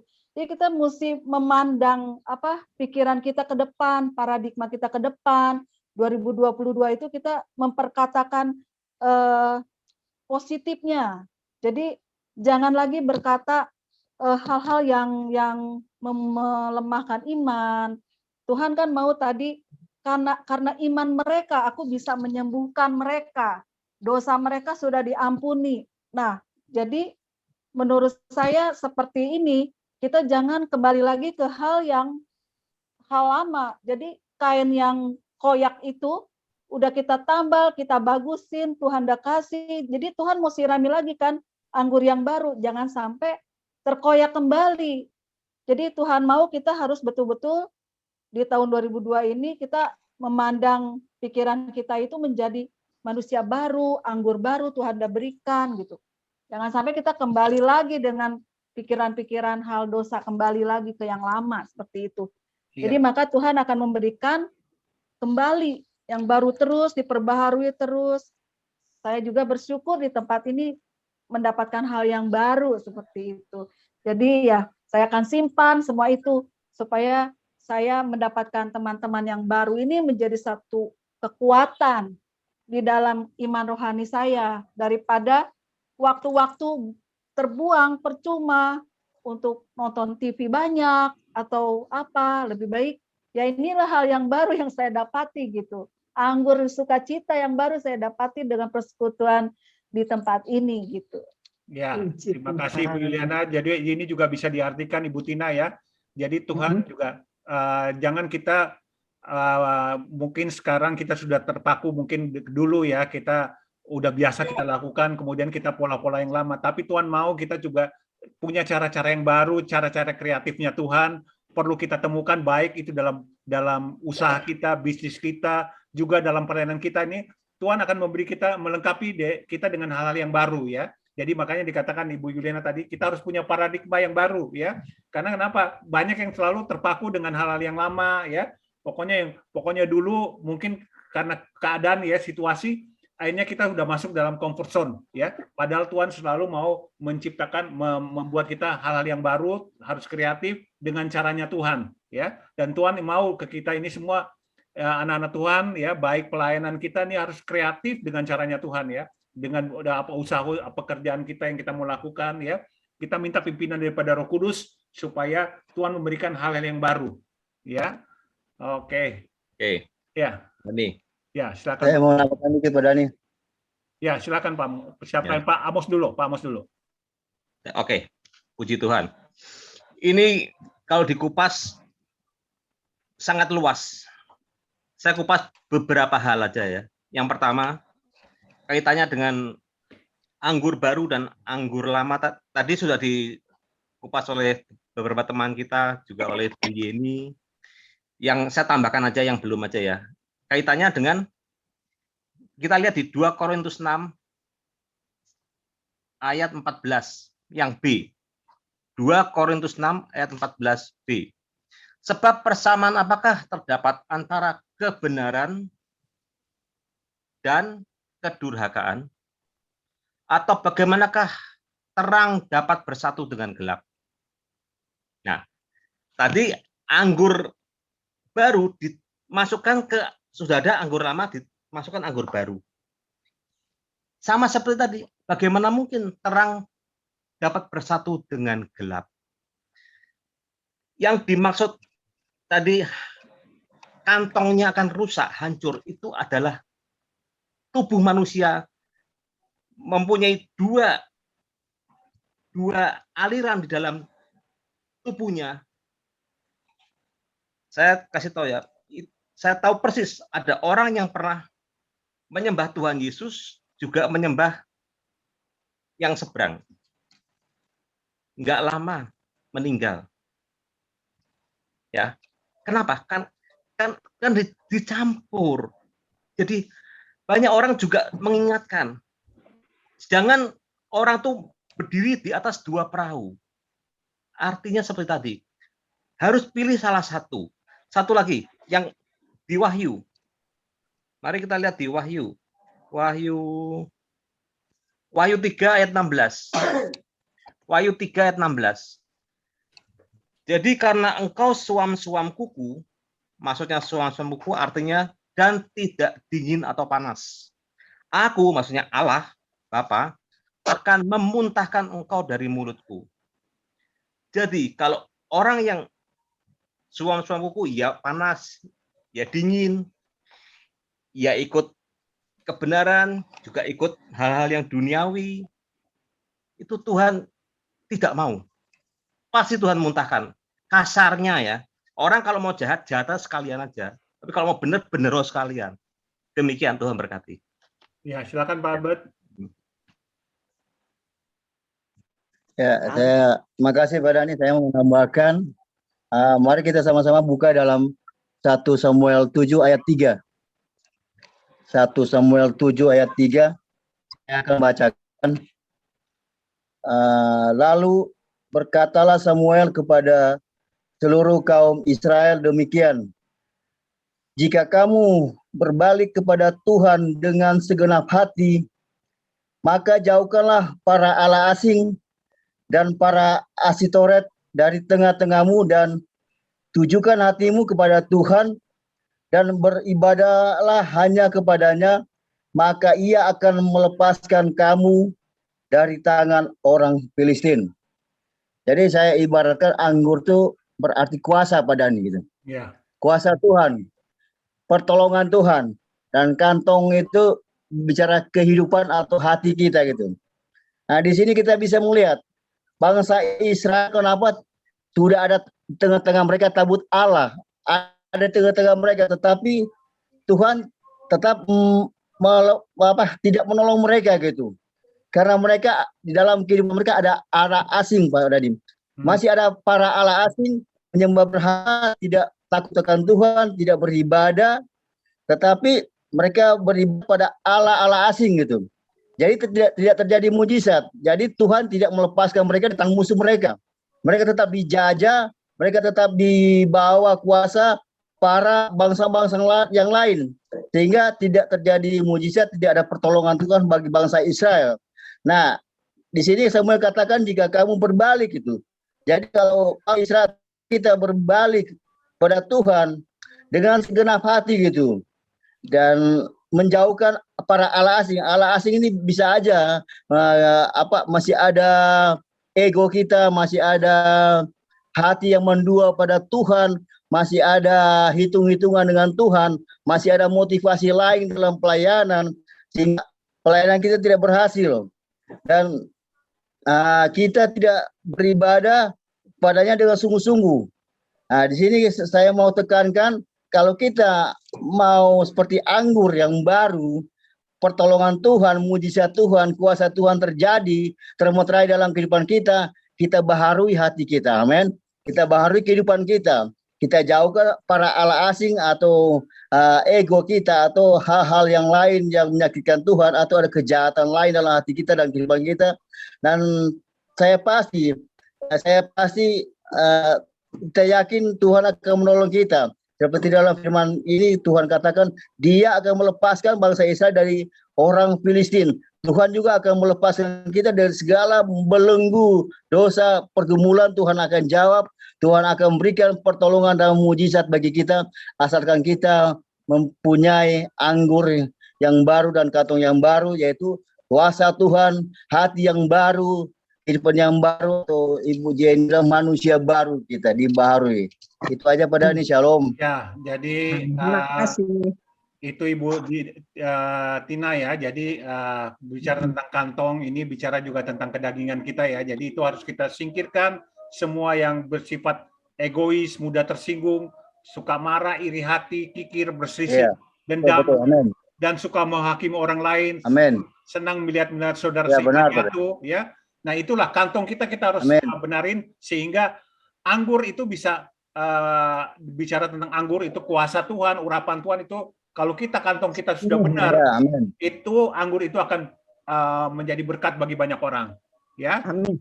Oke, silakan. Amin. Terima kasih Pak Dani. Ya, Pak Dani, ini ada lagi ayat yang di sini yang ditanyakan yaitu Matius pasal 9 ayat 30. Dikatakan begini, maka meleklah mata mereka. Dan Yesus pun dengan tegas berpesan kepada mereka, katanya, jagalah supaya jangan seorang pun mengetahui hal ini. Nah, itu mungkin Bu Lili nggak ngerti ya.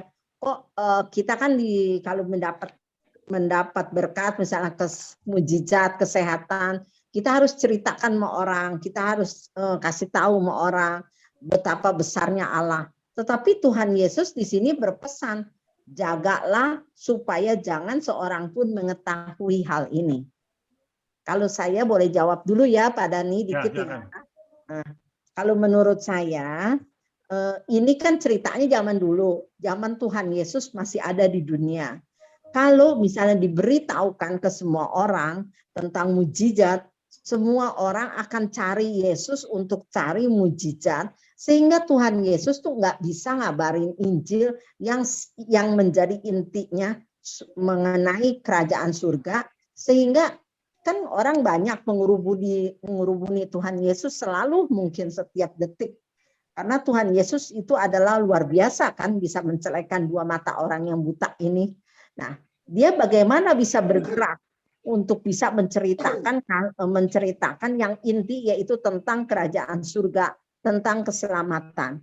Jadi pada waktu dulu Tuhan Yesus bilang, jangan kasih tahu ya ke semua orang tentang hal ini. Gitu bukan? Tapi Iya. kalau zaman sekarang kan berbeda. Ya, kita harus ceritakan kasih Tuhan, mujizat yang kita terima, saksikan pada semua orang. Ini sangat bertolak belakang kan dengan perkataan Tuhan Yesus. Supaya semua orang mengetahui bahwa keselamatan, mujizat, kesehatan, kesembuhan hanya ada pada Tuhan Yesus. Begitu kan Pak Dhani? Gimana Pak Dhani? Ya, betul sekali Ibu disampaikan oleh Ibu Tina. Memang karena banyak orang pada waktu itu mencari Yesus karena mau mencari mujizat aja, ya. Dan Tuhan bilang jangan ngomong-ngomong sama yang lain ya. Dan Tuhan mau tuh bagaimana sebetulnya mereka mencari Tuhan bukan karena mujizatnya, tapi mencari Tuhan karena ingin rindu bertemu dengan Yesus secara pribadi, ya. Jadi kalau kita lihat itu ada latar belakangnya kenapa Yesus mengatakan jangan cerita-cerita sama yang orang lain, karena kenapa?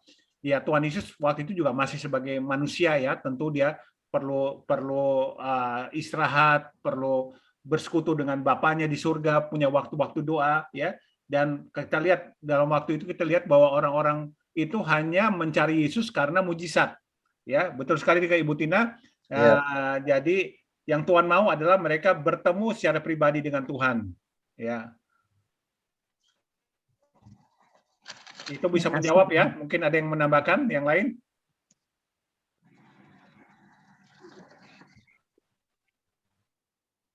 Silakan. Pak Amos mungkin bisa menambahkan Pak Amos. Ini penting loh.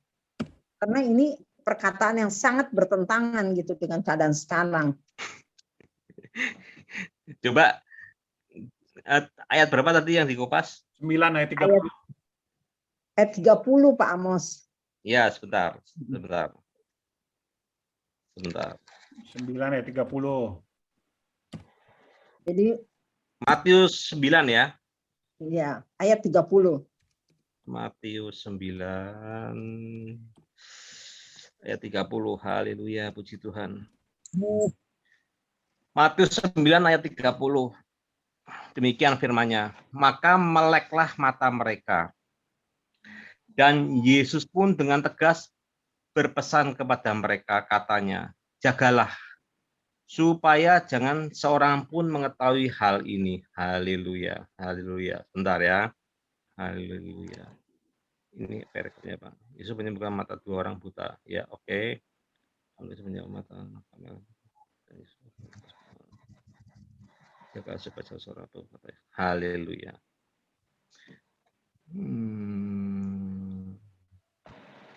Ya, jadi gini. Waktu itu Yesus yang menyembuhkan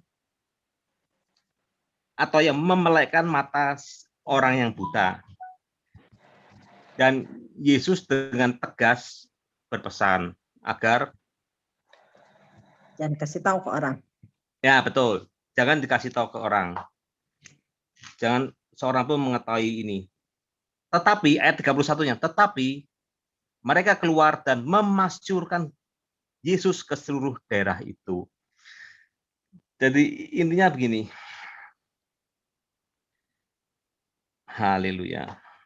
Bentar.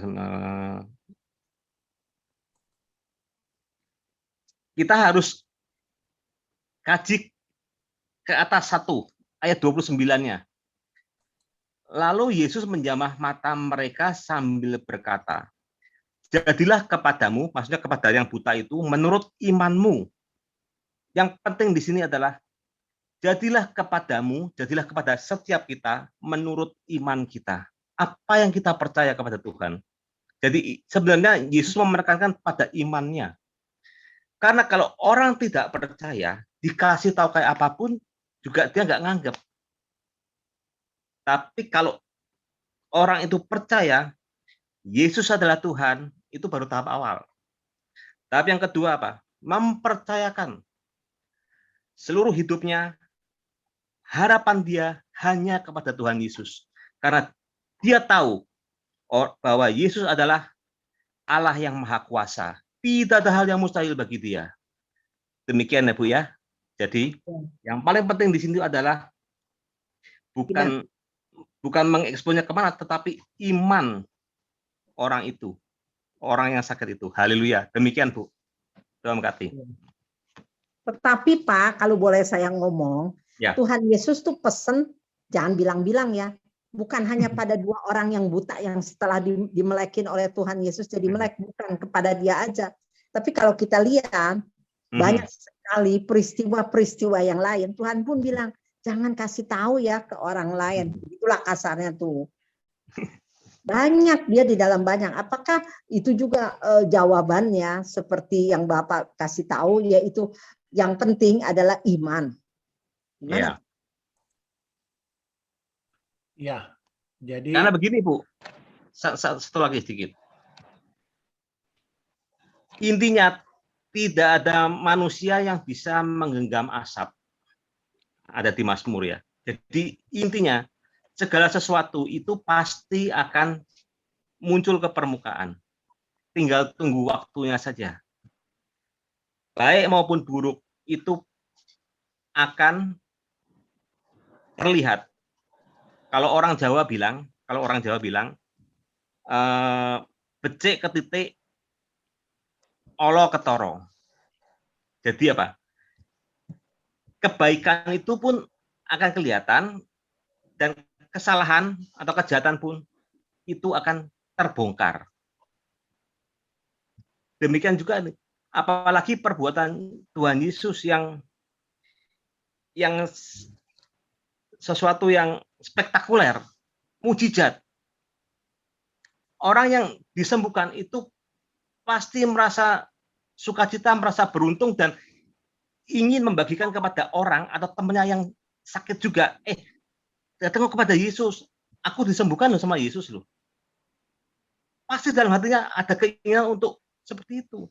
Karena hal yang baik. Memang Yesus melarang, maksudnya tuh karena gini ya, kalau saya nangkapnya itu kalau kita yang melakukan suatu kebaikan itu tidak perlu kita sendiri yang mengatakannya. Biarlah orang lain yang menilai hidup kita, orang yang lain yang menceritakan kebaikan yang kita lakukan, bukan dari mulut kita sendiri. Demikian aja tuh. Ya, kalau dari saya ya, saya melihat bahwa Yesus waktu itu juga masih sebagai manusia ya. Dia 100% manusia. Dia intinya dia tidak mau dia disanjung-sanjung, dia menjadi sombong ya. Kalau kita lihat kemudian setelah Yesus melayani ini ya, kita lihat Yesus pasti dia menyendiri, mencari Tuhan, mencari Bapanya ya. Dan kita lihat disitulah kerendahan hati Yesus ya, karena dia menjaga hati jangan sampai orang datang itu hanya untuk supaya disanjung-sanjung ya, dia hebat dan segala macam ya, tapi dia punya misinya adalah untuk keselamatan ya, dia harus mati di kayu salib. Dan itulah saya lihat bahwa itulah Tuhan Yesus memberi contoh kepada kita ya, kerendahan hatinya dia selalu setelah dia oleh orang-orang dia menjauh, dia menyendiri ya, supaya dia jaga hati supaya jangan dia jatuh dalam kesombongan. Ya, ini penting banget. Jadi kita lihat Tuhan itu sudah memberikan contoh Yesus waktu itu sebagai manusia ya. Dia bilang jangan cerita kepada orang lain. Saya melihat di sini bahwa disinilah kerendahan hati Yesus ya, supaya jangan dia disanjung-sanjung, dikejar-kejar orang karena orang mencari dia mujizatnya. Tapi yang Tuhan mau di sini adalah bagaimana mereka bertemu dengan Tuhan dan iman mereka, itulah yang Tuhan cari. Ya, itu yang saya tangkap ya dari Yesus ini. Kenapa Yesus bilang jangan ngomong-ngomong selalu ya. Jadi kita lihat nanti dalam ceritanya selalu pasti setelah dia melayani Yesus menyendiri. Dia disuruh murid-muridnya pergi ya, kemudian dia menyendiri dengan Tuhan, dengan Bapanya. Ya. Oke, Ibu Tina. Ngerti. Kalau saya ngerti, Bu Lili ngerti ya, Bu Lili. Ya. Sudah Bu Lili? Saya paham sekali semua. Ya, sama, maaf ya, sama dengan kalau kita memberi, Tuhan Yesus bilang, katanya jangan kasih tahu kepada semua orang begitu. Iya. maksudnya. Oke, nggak terasa ini kita sambung lagi besok ya. Iya. Kita belum doa ya. Banyak sekali loh, Ya. Pak. 6:30. Oke, kita akan berdoa. Silakan Ibu Lydia. Matius 9. Habisin Matius 9 aja, Pak. Tinggal dikit lagi. Kenapa? Matius 9, nanti besok tinggal Matius 10. Ya, Banyak apa Matius? banget. Terakhir aja nih pertanyaan nih, mau kita mau doa. Ya, Matius 9 yang 37, 38, 34, 37, 38. Ya, silakan baca, Bu. Yang 34 dikatakannya begini, dengan penghulu setan ia mengusir setan. Jadi itu nanti kita bisa diterangin sedikit. Dan yang 37 dikatakan begini, tuaian memang banyak tetapi pekerja sedikit. Karena itu mintalah kepada Tuhan yang empunya tuaian supaya ia mengirimkan pekerja-pekerja untuk tuaian itu. Jadi kalau saya boleh terangin dikit aja gitu ya Pak ya. Memang sekarang kan banyak sekali orang-orang yang perlu ditolong, orang-orang yang perlu diselamatkan oleh Tuhan Yesus. Apalagi kita berada di tengah-tengah yang menjadi kita ini minoritas ya, yang sedikit. Banyak sekali orang di sekitar kita yang perlu diselamatkan. Tapi kata Tuhan Yesus, karena itu mintalah kepada Tuhan yang mempunyai tuaian, supaya ia mengirimkan pekerja-pekerja untuk tuaian itu. Jadi kita doain aja gitu Tuhan. Nggak kurang ngerti juga saya juga Pak. Ya, jadi sebetulnya ini ada kaitannya dengan amanat agung ya. Iya, amanat agung Matius 28 ya, beritakanlah Injil ke seluruh dunia ya. Dan sampai ke Yerusalem, Samaria, sampai seluruh dunia ya. Nah, ini sebetulnya berbicara tentang Tuhan mencari orang-orang yang melaksanakan amanat agung ya, menjadi pembawa kabar baik ya, memberitakan kabar baik ini kepada seluruh dunia. Dan Tuhan tidak memilih hanya hamba Tuhan pendeta, tapi kita semua adalah pelaksana yang melaksanakan amanat agung. Ya, amanat agung kita kaitkan dengan amanat agung ini sangat penting karena itu amanat ya. Amanat agung itu berarti hal yang sangat penting yang harus kita kerjakan. Banyak memang kita lihat di sini berkaitan dengan kita lihat banyak orang yang hanya duduk manis di gereja ya. Yang penting urusan menciptakan kabar baik, Injil, pelayanan itu ada urusan pendeta, hamba Tuhan. Pendeta, ya. urusan hamba Tuhan. Ya, tapi ini sebetulnya semua kita, ya. Tuhan mencari di akhir zaman ini adalah supaya kita punya mempersiapkan tuaian yang sangat besar, ya. Sebelum kita melangkah keluar menjangkau jiwa, kita harus diperlengkapi dulu, ya. Dikatakan tadi ya, kita harus dilengkapi Tuhan, ya. Kasut kita harus kita tanggalkan, ya, dan kantong-kantong lama kita harus buang dengan yang baru ya. Jadi berbicara tentang sebetulnya tentang bagaimana kita mempersiapkan tuaian dengan melaksanakan amanat agung, dan itu dilakukan oleh semua kita, tidak bukan hanya tugasnya dari pendeta hamba Tuhan, tapi semua anak-anak Tuhan ya, menjadi saksinya. Ya, dikatakan menjadi saksi Tuhan, bukan bersaksi di mana-mana, bukan urusan, bukan bagian daripada pendeta hamba Tuhan, tapi kita semua, ya. Oke. Iya Pak, makasih. Sekarang kita doa. Oke, kita doa. Silakan Ibu Lydia. Di nama Tuhan kita sudah selesai membahas Matius pasal 9. Terima kasih Bapak Ibu sekalian. Baik, selanjutnya kita akan memulai dengan doa. Saya persilakan Pak Haryadi untuk mendoakan pemerintah dan situasi COVID Omikron saat ini dan lain-lainnya. Sekarang sudah ada campuran COVID lain lagi. Baik, saya jadi pusing namanya nggak hafal. Saya persilakan Pak Haryadi. Kiranya kita dilepaskan dari bumi ini. Kami mengucap syukur Tuhan jika pada sore malam hari ini kami para pendoa dari Galilea Blessing Ministry telah membahas tentang Matius 9, dan yang terutama adalah belas kasihan Yesus pada orang banyak. Jadi dia mau menyembuhkan, dia mau membangkitkan iman, semua dia lakukan itu untuk apa? Tapi dia juga nggak mau nanti dia jadi disanjung-sanjung. Tapi dia juga mengatakan bahwa jangan kasih tahu orang lain. Tapi karena dia punya pekerjaannya yaitu menyembuhkan, mengadakan mujizat, pasti semua orang tahu. Jadi tetap orang mencari dia. Itu yang kita bahas pada sore hari ini. Dan mari kita berdoa untuk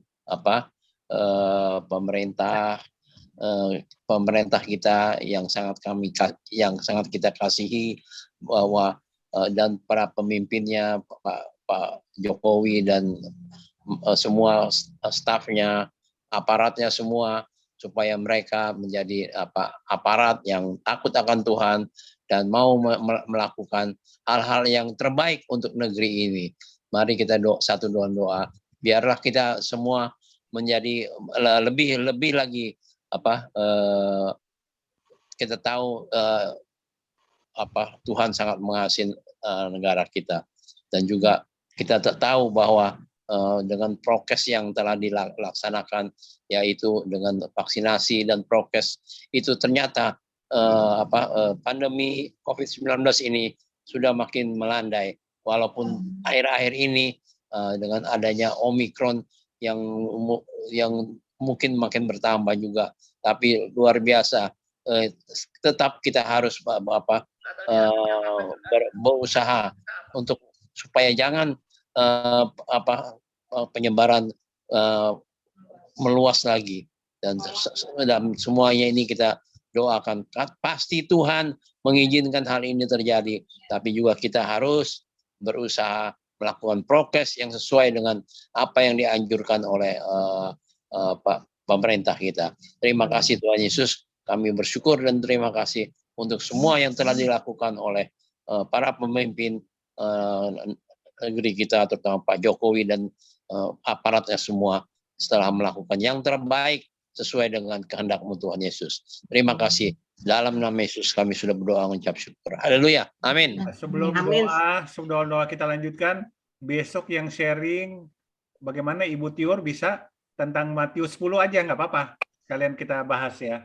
Boleh Pak. Tentang Matius 10 ya, oke. Apa yang Ibu Tiur dapatkan dari Matius 10 ya, bisa di-sharingkan, nanti kita bahas bareng-bareng ya. Oke. Baik. Terima kasih. Ya, silakan Ibu Lydia. Ya. Baik, untuk selanjutnya saya persilakan Pak Albert untuk mendoakan kita. Ya, puji Tuhan. Satu dalam doa kita berdoa. Terima kasih Bapa, dalam nama Tuhan Yesus Kristus. Saat ini kami mengucap syukur kepada Engkau Tuhan. Karena sebagaimana kami ada saat ini, semuanya bukan karena kekuatan kami, gagah kami, tetapi karena kasih kemurahan-Mu yang luar biasa bagi kami Tuhan. Kalau kami boleh Tuhan sharing tentang firman Tuhan, kami semua yang tergabung dalam GBM Tuhan, merupakan satu karunia-Mu yang indah, yang terbaik kami Tuhan. Karena kami itu bukan Tuhan melayani manusia, bukan melayani Tuhan yang sia-sia, tetapi kami melayani Engkau, Allah yang Maha Kuasa, Tuhan yang dahsyat, Tuhan yang menciptakan langit dan bumi, Tuhan yang telah menjadi juru selamat kami umat manusia. Terima kasih Bapa, Engkau mengetahui kami masing-masing pribadi yang ada di grup ini, GBM, bahkan yang hadir saat ini Tuhan. Tuhan, Engkau melihat kehidupan kami, Engkau mengetahui kedalaman hati batinnya kami yang paling dalam sekalipun. Bagi Engkau tidak ada yang tersembunyi Tuhan. Semua terbuka di mata-Mu Tuhan.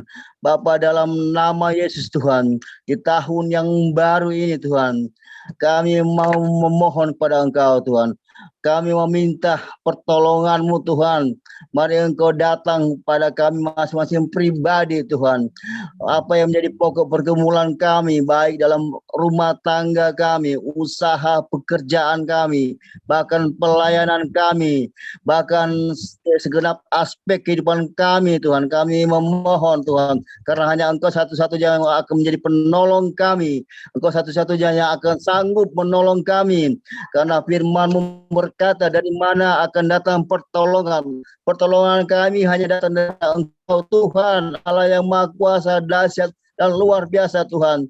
Pilih kami masing-masing pribadi Tuhan. Pilih kami Tuhan, apa yang menjadi masalah pergumulan kami Tuhan. Bahkan kalaupun kami ada yang sakit Tuhan, lemah tubuh, di dalam nama Yesus terjadi kesembuhan, dalam nama Yesus. Karena di dalam Tuhan ibadah ada urapan Tuhan, dalam ibadah ada janji-Mu Tuhan. Engkau akan menolong, Engkau akan berkati roti makan kami, air minuman kami, bahkan Engkau akan menjauhkan sakit penyakit Tuhan, dalam nama Yesus. Bagi yang sakit kami mohon kesembuhan daripada Engkau jamah Tuhan, terutama saat ini Ibu Febe sakit tangannya Tuhan, jamah dia Tuhan dalam nama kesembuhan turun bagi dia, tangannya yang sakit Tuhan Engkau pulih dan sembuhkan dalam nama Yesus Tuhan. Ampuni dia Tuhan kalau dia pernah bersalah dan berdosa kepada Engkau. Ampuni Febe Tuhan, baharui dia, baharui hatinya Tuhan, sehingga saat ini terjadi kesembuhan yang daripada Engkau, sebab dia percaya akan kasih dan kuasa-Mu Tuhan. Tidak ada yang mustahil bagi kami Tuhan. Tuhan tolong kami sekali lagi Tuhan, berikan kami hikmat, kepandaian, akal budi, urapan-Mu yang baru bagi kami masing-masing Tuhan. Hamba tidak dapat sebutkan satu persatu Tuhan, tapi Engkau mengetahui siapa kami yang ada di grup ini, siapa kami hari yang melayani Engkau, yang sharing firman Tuhan Tuhan. Jamaah kami semua Tuhan, dalam nama segenap anggota keluarga kami masing-masing Tuhan, suami kami, istri kami, anak-anak kami, ponakan, kakek atau nenek kami, bahkan segenap famili kami, sanak famili kami sekalipun yang dekat ataupun yang jauh Tuhan, jamah dalam nama Yesus Tuhan, dalam nama Yesus Tuhan. Lindungi kami, pagari kami dengan kasih kemurahan-Mu Tuhan, anugerah-Mu yang indah. Pasukan malaikat berjaga-jaga di sekeliling kami Tuhan, sehingga Tuhan tidak akan terjadi apa-apa sebab Engkau menyertai kami Tuhan. Tuhan buat berhasil apa yang kami kerjakan, kecil apapun dalam nama Yesus Bapa. Tidak ada kegagalan bagi kami sebab Engkau yang melakukan semua itu untuk kami. Engkau sendiri yang berperan ganti kami Tuhan, sehingga kami hari lepas hari Tuhan mendapat kemenangan lepas kemenangan. Maka kemuliaan yang kecil sampai yang besar kami akan terima daripada Engkau. Sebab kami menyembah Allah yang dahsyat, Allah yang luar biasa di dalam nama Yesus Tuhan. Jaga kami Tuhan, kemanapun kaki kami melangkah Tuhan, Engkau lindungi, jaga Tuhan dalam nama Yesus. Jauhkan daripada kami Tuhan segala tipu daya iblis dalam untuk apapun Tuhan. Roh kecelakaan maut sekalipun kami patahkan dalam nama Yesus. Roh sakit penyakit dihancurkan dalam nama Yesus. Tipu daya iblis dalam nama Yesus kami patahkan. Tipu daya iblis Tuhan kami patahkan dalam nama Yesus. Darah Yesus berkuasa Tuhan. Iblis tidak dapat menjamah kami. Sebab kuasa-Mu, darah-Mu Tuhan yang melingkupi kami, darah-Mu yang melindungi kami Tuhan, sehingga kami tidak perlu takut dan khawatir sebab Engkau menyertai kami Tuhan. Apapun yang kami buat Engkau akan buat berhasil Tuhan. Apa yang kami rencanakan di tahun yang baru ini Tuhan, Tuhan buat berhasil Tuhan. Segala hal yang kami rencanakan, segala hal yang belum tercapai di tahun 2021, Tuhan kami terlalu yakin akan ada kesuksesan di tahun yang baru ini 2022 dalam nama Yesus Bapa. Dalam nama Yesus Bapa. Sekali lagi Tuhan kami mohon Tuhan, penyertaan-Mu, kasih-Mu bagi kami Tuhan. Segenap anggota keluarga besar kami Tuhan, masing-masing pribadi kami Tuhan. Tuhan lindungi, Tuhan jaga, bahkan Tuhan urapi. Firman-Mu ada di dalam hati kami, Firman-Mu ada di dalam mulut kami Tuhan. Firman-Mu ada di jiwa kami Tuhan. Sehingga apapun yang kami lakukan semua berkenan di mata-Mu Tuhan. Terima kasih Bapa, terpuji-pujilah nama-Mu. Sekali lagi kami mohon ampun segala dosa kami Tuhan. Kuduskan kehidupan kami mulai saat ini. Sucikan tubuh dan jiwa kami Tuhan. Sehingga kami semakin percaya, kami tetap menjadi terang dan garam bagi dunia ini, bagi dunia sekeliling kami, Tuhan. Sehingga orang-orang yang melihat perbuatan kami, Tuhan, akan mengatakan Engkau baik, akan mengatakan Engkau dahsyat, Tuhan, dan akan mengenal Engkau dan akan terima Engkau sebagai Tuhan dan Juru Selamat kami yang hidup. Terima kasih Bapak, terima kasih, kami bersyukur dan kami telah berdoa hanya dalam nama Tuhan Yesus Kristus. Haleluya, haleluya. Amin. Ya. Amin. Baik, untuk selanjutnya saya persilakan Pak Amos untuk menutup doa. Baik. Mari kita satukan hati untuk berdoa. Puji Tuhan, Tuhan Yesus baik dan setia. Terima kasih Bapak, haleluya. Bapa Surgawi, dalam nama Tuhan Yesus Kristus, hati kami sungguh bersukacita, berlimpah dengan syukur atas pencerahan demi pencerahan firman-Mu. Semakin hari semakin kami mengerti, sehingga biarlah firman-Mu saja, kebenaran yang sejati itu memerdekakan kehidupan setiap kami, sehingga setiap kami benar-benar boleh menjadi anak-Mu yang setia, dan Engkau adalah gembala kami. Dan kami semua adalah domba-domba gembalaan-Mu, yang mana kami tidak bisa hidup tanpa Engkau ya Bapa. Terima kasih Bapa. Apapun beban masalah hidup kami saat ini, kami tahu bagi-Mu tidak ada hal yang mustahil. Engkau sangat mampu menolong setiap kami, membukakan jalan, membuatkan jalan yang tidak ada menjadi ada. Dan bagi mereka yang sakit, Kau jamah, urapi, sembuhkan oleh bilur-bilur Tuhan Yesus. Setiap yang dalam saat ini sedang sakit, pasti Tuhan sembuhkan dalam nama Tuhan Yesus Kristus. Terima kasih Bapa. Apapun masalah kami saat ini, Tuhan, Kau sertai kami, berikan kami kemampuan untuk melewatinya, dan biarlah melalui kehidupan setiap kami, nama-Mu saja Tuhan Yesus yang kami permuliakan. Terima kasih Bapa, kami serahkan hidup kami, hati kami, dan setiap keluarga kami semuanya ke dalam tangan kuasa kasih-Mu. Dalam nama Tuhan Yesus Kristus, tutup bungkus dengan kuasa darah Tuhan Yesus Kristus. Haleluya, puji Tuhan. Kami sudah berdoa dan bersyukur. Amin.